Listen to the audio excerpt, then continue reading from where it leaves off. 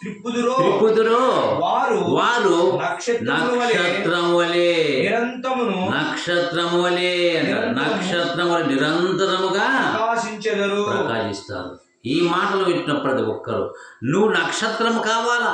Christmas వచ్చింది, star అని నెత్తి మీద అది కాదు, బోర పెడతారు కింద, పైన స్టార్ కింద బోర తాగి కొంతమంది బోర్ల పడిపోయి కుటుంబాల రోడ్డు తాగుడు, కొంతమంది జనవరి వస్తే తాగడమే, క్రిస్మస్ తాగడం. ఇదేనా నిజమైన క్రిస్మస్? నిజమైన క్రైస్తవంలో అది కాదు.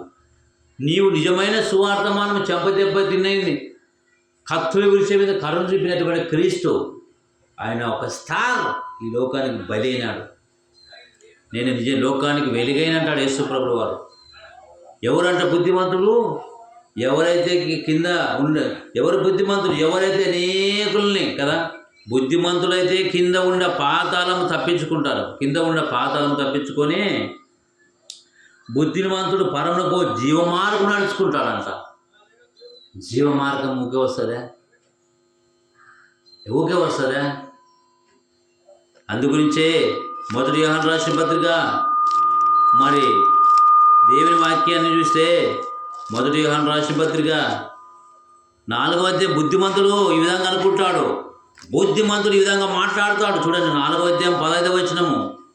బుద్ధిమంతుడు ఆలోచించేదే కాదు, కుటుంబాన్ని రక్షించుకుంటాడు, సత్యము గ్రహిస్తాడు, అబద్ధమేంతో నిజమేది గ్రహిస్తాడు, జ్ఞానము గల ఆలోచిస్తాడు, జ్ఞానము గలవాడు వీని ఆలోచించిస్తాడు, ఆలోచన కలిగి ఉంటాడు. బుద్ధిమంతుడు, బుద్ధి లేని వాడు పడిపోతాడు. 4వ అధ్యాయం 15వ వచనము, మొదటి యోహాను రాసిన 4:15. ఆ స్త్రీ చూచి మొదటి యోహాను రాసిన పత్రిక 4:15. యేసు దేవుని కుమారుని ఎవడు ఒప్పుకొనో వానిలో దేవుడు నిలిచినాడు. యేసు దేవుని కుమారుని ఎవడు ఒప్పుకొన వాడు వాని నిజముగా దేవుడు నిలిచినాడు. నువ్వు ఆత్మ సంబంధమే, ప్రకృతి సంబంధమైన మనిషివి. ఆలోచించండి ప్రియులారా, ఆత్మ సంబంధంగా నడుచుకోవాలి. యేసు దేవుని కుమారుని ఎవడు ఒప్పుకున్న వాడు నిజముగా దేవుడు నిలిచినాడు. వాడు దేవుని యందున్నాడంట. మరి నువ్వు ఎవని యందున్నావు? సైతాన్ని యందున్నావా? దేవుని యందున్నావా? లోక సంబంధం ఉన్నావా? డబ్బు మీద ఉన్నావా? ఆశ మీద ఉన్నావా? నువ్వు అల్ప విశ్వాసంతో ఉన్నావా? అబద్ధికులతో ఉన్నావా? అన్నిటితో సాంగాసం చేసి నాశనం చేసుకుంటున్నావా? ఒక్కసారి ఆలోచించండి ప్రియులారా.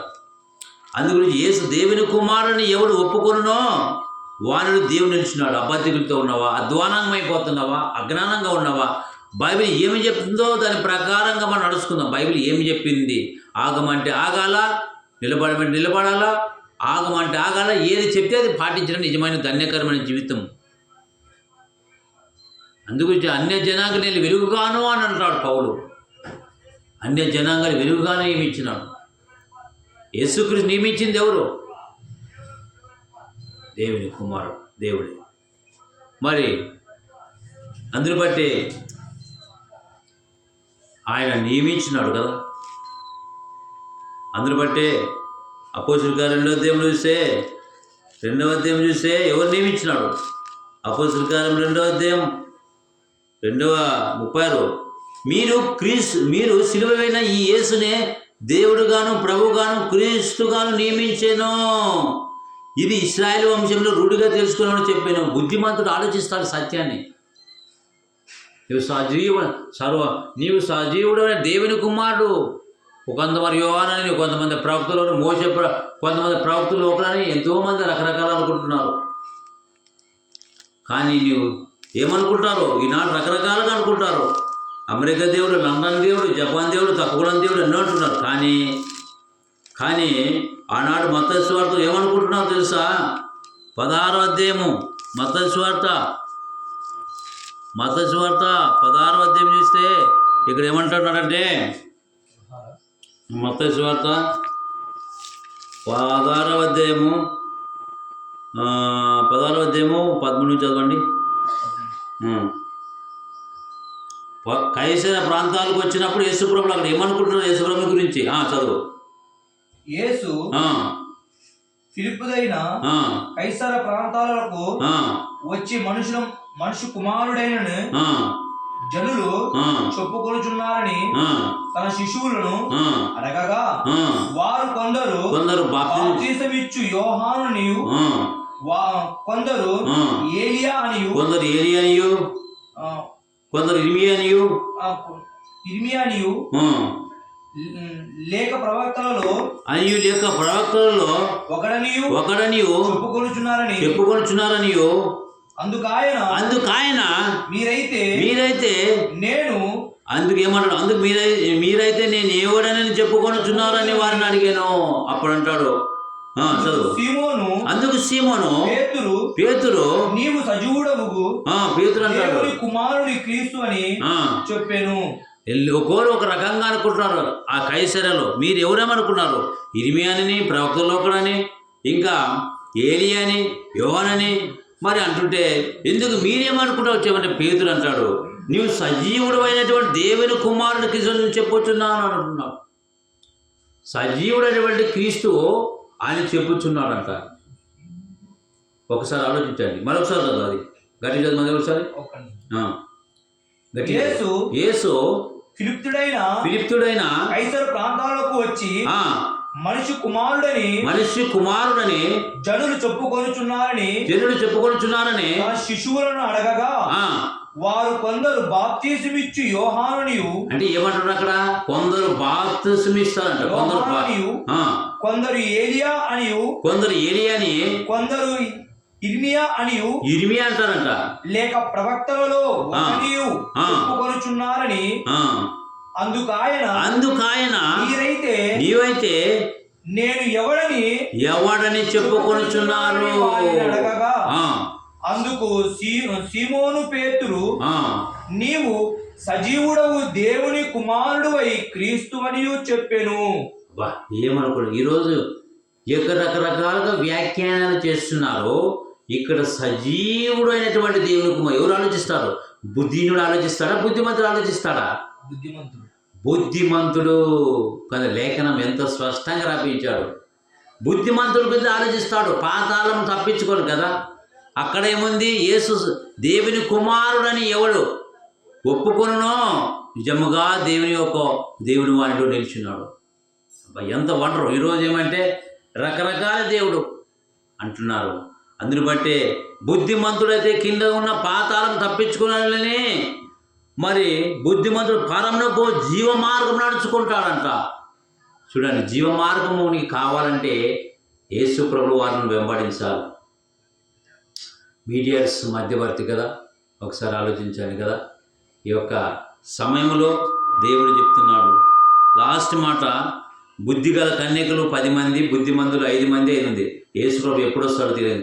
సిద్ధపాటు కలిగి ఉన్నారు. అయ్యా నీళ్ళు కొంతమంది 5 మంది నిర్లక్ష్యంగా ఉన్నారు, కొంతమంది సిద్ధపడి. యేసుప్రభు వచ్చాడు, తీసుకు డ్యూటీ వెళ్ళిపోయినారు. మిగతా వాళ్ళు వచ్చినారు. అయ్యా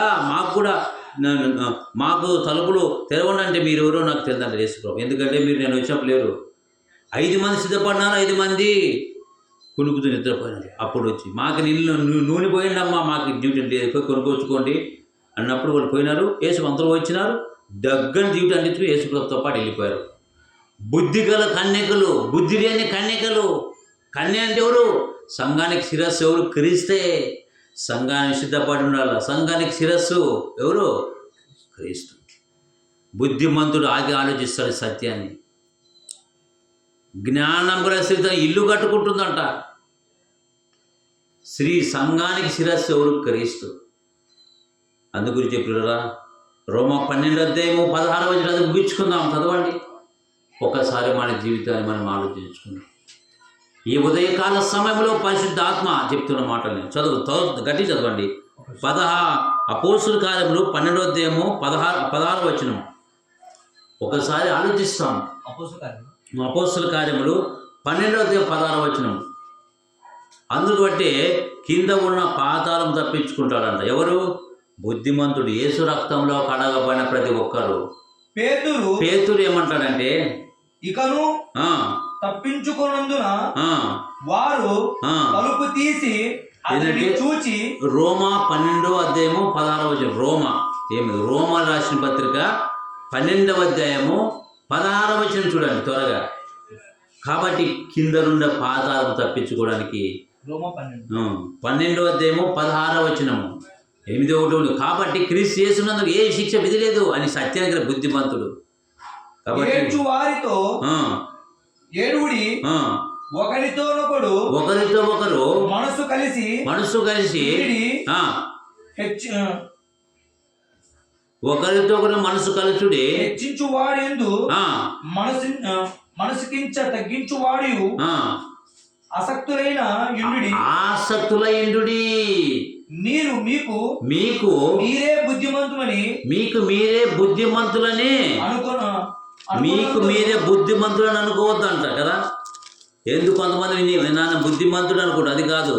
నీకు నీవే బుద్ధిమంతుడుగా అనుకోవద్దు. ఆసక్తుల విషయం జాగ్రత్తగా ఉండాలా, పట్టుదల ఉండాలా. మీకు మీరే బుద్ధివంతులుగా అనుకోవద్దండి అంటాడు ఇక్కడ కదా.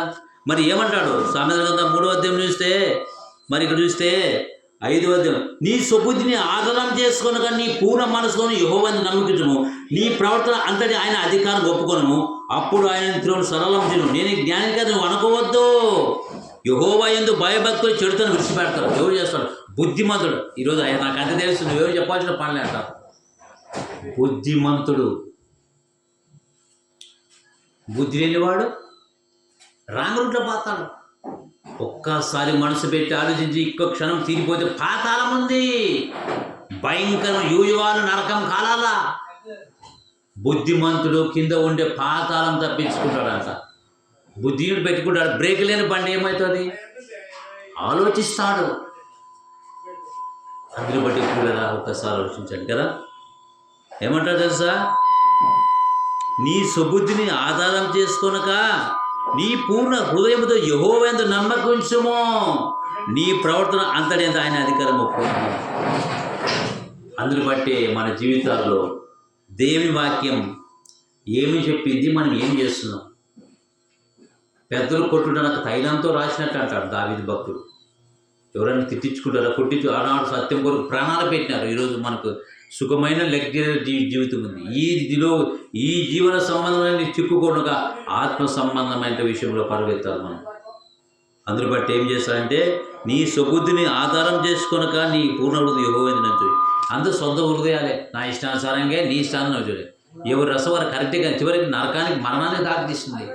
అందు గురించి బుద్ధి గల కన్యకలుగా ఉన్నామా?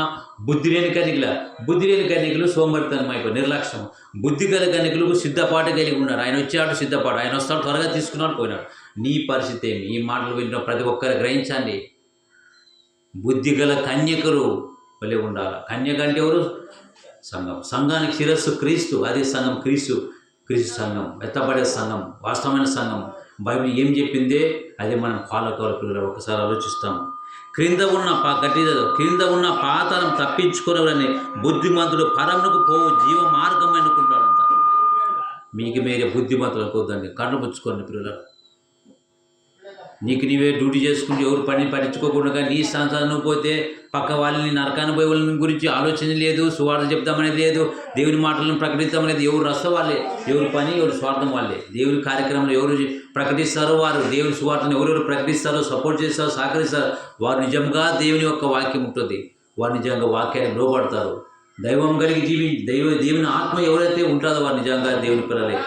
కాబట్టి కాబట్టి క్రీస్తు యేసునందు ఏ శిక్ష లేదు. నిజంగా దేవుని కుమారుడు అని, సజీవుడటువంటి దేవుని కుమారుడు అని పేతురు మరి గ్రహించాడు. మరి ఎవరైతే యేసు దేవుని కుమారుడిని ఒప్పుకుంటున్న వాడు నిజముగా దేవుని నిలిచినాడని వాక్యం ఉన్నావు. ఇవన్నీ బుద్ధిమంతుడు ఆలోచిస్తాడు. అజ్ఞాని బుద్ధి లేని వాడు ఆలోచించాడు. ఒకసారి ఆలోచించాలి. తలలో ఉంచండి. ప్రార్థించుకుందాం. తలలో ఉంచాలి. ప్రార్థన చేయి. మరి త్వరగా మోకరించి ప్రార్థన చేయండి. స్తోత్రం. ప్రార్థన చేయి. స్తోత్రం.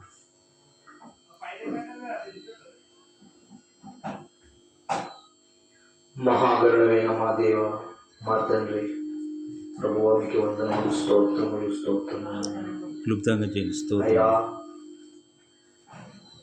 మీరు ఇచ్చినటువంటి వాక్యాన్ని బట్టి తండ్రి, యాజకుడి ద్వారా మీరు మాట్లాడిన ప్రతి మాటను బట్టి అయ్యా, నేనైనాను అయ్యా, చెప్పినటువంటి యాజకుడైనను వినినటువంటి మిలిటరీ కాలనీ ప్రజలైనను ప్రతి ఒక్కరూ కూడా ప్రభువా నీ వాక్యానుసారమైన జీవితము మాలో కలగాలని ప్రభువా, మేము ఇంకా తప్పిదములోను పాపములోను ఈ లోక సంబంధమైన వాటిలోనే బ్రతుకుచు ప్రభువా అయ్యా మా స్వార్థాలతో మేము బ్రతుకుచున్నాము అయ్యా. ఈ లోక ఆశలతో కాకయు పరలోక సంబంధమైన వాటిగా వాళ్ళను గాను మీ రక్తముతో కలిగినటువంటి పరిశుద్ధులము గాను మా బ్రతుకులు ఉండుటకు మీ సహాయం మాకు దయచేయి తండ్రి. మీకు వందనములు, స్తోత్రములు అయ్యా. ఈ లోకములో ప్రతి మనిషి వారి స్వార్థం వారు చూసుకుంటున్నారు, కానీ అయ్యా ఇందాక యాజకుడు ద్వారా మీరు మాట్లాడించిన ఒక పవిత్రమైన మాట తండ్రి, ప్రతి ఒక్కరు నరకానికి వెళ్తారే అనే ఆలోచన మాలో రాకపోవటం దేవా, మేము పాపము చేసినటువంటి వారముగా మన జీవితమును మార్చుకోవడానికి సహాయం దయచేయండి. సువార్తలో పాలుపంచుకునే అవకాశం మాకు దయచేయండి. ఏ నరుడు కూడా తండ్రి నరకానికి వెళ్ళకుండా అయ్యా ప్రయాసపడుటకు మాకు శక్తిని, ఆలోచన, జ్ఞానమును మాకు దయచేయమని ప్రభా, మీరు ఇచ్చిన వాక్యమును బట్టి, మీరు మాట్లాడిన ప్రతి మాటను బట్టి మా హృదయములు ఫలించుటకు, మా హృదయములు అయ్యా చెట్టువలి మా జీవితం ఉండుటకు అయ్యా, చెట్టుకు ఫలితం అయ్యా ఫలం ఎంత ఘనముగా ఉండునో అయ్యా మా హృదయములు మీ వాక్యము అంత ఫలముగాను అయ్యా మాలో ఉన్న ప్రతి పాపమును కలుగుటకు అయ్యా పవిత్రముగాను మార్చుకోవడానికి ఆలోచన కలిగించమని, మీ చిత్తానుసరమైన జీవితము మాలో ఉండటకు సహాయం మాకు దయచేయమని ప్రభువా. మిలిటరీ కాలంలో ఉన్నవారు ప్రతి ఒక్కరూ వాక్యమును ఎంతమంది విన్నారు, ఎంతమంది వినలేదు ప్రభువా. ప్రతి ఒక్కరి హృదయంలో మారటకు మీ సహాయం దయచేయండి. ప్రతి ఒక్కరి హృదయంలో దేవాని వాక్యము ఎంతో ఘనమైనది, ఎంతో గొప్పదని వారు హృదయాల్లో ఉంచుకోమని ప్రభువా. ఇందాక దైవజనుడు ఒక మాట అన్నారు ప్రభువా, ఈ లోక రక్షకుడు తండ్రి, ఈ లోకాన్ని రక్షించడానికి ఎవరున్నారు ప్రభువా? మీరే కదా అయ్యా. దేశాన్ని కాపాడడానికి ఆర్మీ ఉంది, కానీ ప్రభువా పాపములు అయ్యా, శాపములు తండ్రి, మోసము చేస్తూ అన్యాయము చేస్తూ బ్రతుకుతున్నాం మా బ్రతుకులు. ఎవరయ్యా మమ్మల్ని కాపాడేది? ఎవరయ్యా ఈ పాపం నుంచి మమ్మల్ని విడిపించేది? ఈ లోకంలో ఉన్న ప్రధానమంత్రి తీరుస్తాడా, లేక తండ్రి ఈ రాష్ట్రానికి ఉన్నటువంటి ముఖ్యమంత్రి తీరుస్తాడా? ఎవరయ్యా ఈ పాపం నుంచి మమ్మల్ని బయటపడేసేది? ఏవో తప్ప ఈ లోకంలో ఎవ్వరు కూడా ఈ పాపం నుంచి మమ్మల్ని విడిపించలేరు. అయ్యా నువ్వు దేవుడు కాదు, నువ్వు మా నాయనవి, స్తోత్రం నువ్వు మా అమ్మవి, స్తోత్రం తండ్రి. నువ్వే మాకు పాపంలో ఉన్నావు తండ్రి, మరణానికి దగ్గరగా ఉన్నావు తండ్రి. అయ్యా ఇంతకాలం నేను నా స్వార్థంగానే ఆలోచించానేమో, అందరు నరకానికి వెళ్తారని ఆలోచనలో రాకపోవడం మీరు చేసిన పాపము దేవా. అయ్యా నేను ఒక్కడి నరకానికి, అయ్యా నేను ఒక్కడి పరలోకానికి వెళ్ళడం కాదయ్యా, నాతో పాటు అందరూ రావాలి, అందరూ రావాలి. ఎందుకంటే నువ్వు అందరి కొరకు రక్తము కార్చిన దేవుడు, అందరి మీద ప్రేమ చూపించిన దేవుడు, అందరినీ కనికరము చూపించి అయ్యా అయ్యా నన్ను బట్టి నా పొరుగు వారిని ఎలా ప్రేమించాలో అయ్యా గత 4-5 వారాల నుంచి నాకు చెప్పుచున్నటువంటి దేవుడు అయ్యా పట్టించుకోలేని వాడిగా ఉన్నానేమో, ఆలోచించుతున్నానేమో.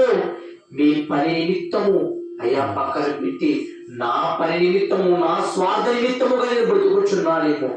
నా బ్రతుకును తుడుచునైనా, నా బ్రతుకును మార్చునైనా అయ్యా. నీ బిడ్డగా నన్ను ఎంచుకున్న నా తండ్రి, ఈ లోకమును వెలివేశారు, నా కుటుంబమును వెలివేశారు, నన్ను దగ్గరికి చేర్చినది నీవు మాత్రమే దేవా. నన్నందరూ కూడా అయ్యా వీడు పనికి రాని వాడన్న వారే నన్నందరూ కూడా నీవు పనికొచ్చే వాడివని నన్ను నీ బిడ్డగా అంగీకరించిన దేవానికి వందనములు, స్తోత్రములయ్యా. అయ్యా ప్రతి హృదయంలో మీ వాక్యము నివసించాలి, ప్రతి హృదయంలో మీ వాక్యము బలపరచాలి, వాళ్ళ హృదయములు మారాలి అయ్యా. సాష్టాంగపడి నమస్కరించాలి, ప్రతి మోకాలు నా తండ్రి దగ్గరికి మోకరించి వారి పాపములు ఒప్పుకొని అయ్యా నీ పూర్ణమయ్య మా మనస్సును అయ్యా మీ మనస్సుగా మార్చుకునే ఆలోచన కలిగించమని మొరపెడుచు ప్రభువా. ఇచ్చిన వాక్యము మా హృదయములు నింపుకొని, ఇచ్చిన వాక్యము మా హృదయములు నింపుకొని ప్రభువా వచ్చే వారము ఏం మాట్లాడుతాడు తండ్రి, ఏమి మాకు అయ్యా గద్దించుచున్నాడో ఆ గద్దింపుని మేము పొందుకొని మా మనసును మార్చుకునే ఆలోచన, ఈ లోకము పాపములో పడిపోకై అయ్యా ఈ లోకమంతా కూడా అయ్యా సువార్తను వెర్రితనముగా చూచుచున్న వీరి బ్రతుకులు మార్చాలని, వీరి మనస్సులు మారాలని, ప్రతి యవ్వనస్తుడు అయ్యా సువార్త భారము మోయాలని, ప్రతి దేశమును మార్చాలని, అయ్యా నీ బిడ్డలను హింసించుచున్న వారిని, గాయపరుచుచున్న వారిని, అవమానపరుచుచున్న వారిని అయ్యా అయ్యా వారి మనస్సును మారి వారి మనస్సును పొంది గొప్ప సాక్షులుగా మార్చాలని, గాయపడినటువంటి వారు, బాధపడినటువంటి వారిని ఆశీర్వదించమని అయ్యా ప్రభువైన యేసుక్రీస్తు వారి నామములో ప్రార్థించుచు అడిగి వేడుకుంటున్నా నా కన్న తండ్రి. ఆమేన్. ఆమేన్.